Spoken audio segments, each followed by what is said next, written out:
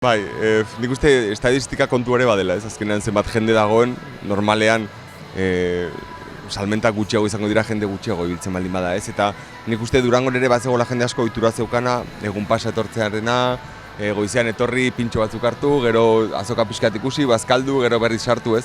Pixkat mugatzen baldin badezu hitzordu hori ordu terdira azkenean aurretik pentsatu behar izan dezu zerutan joan, noiz, auta beste eta pixkat agian mugatzen du, ez? Eta kopurua esatezagun. Ia nik uste txanda danak ezakit bete dira, baina ia danak beteko ziren. Bai. Eta azkenean jende asko dago, baina ez beste urtetan beste, ez? Orduan, antzematen da. Ni ere, egia esan, konturatu naiz, aurreko urtetan ja, konturatzen hasian nengoen diferentzia handia dago bertan zauden edo ez. Hau da, ni azokan egonen naizen egunetan, larunbat eta igandea izaterako oso gutxi saldu dut, baina bai aste arte eta aste azkenean, nahiko ondo joan zait. Eta nahiko pozik nago esan. Badakit gutxi gara zenbakitan mugitzen naizen, nondik ibiltzen naizen, eta bueno, ez dago gaizki.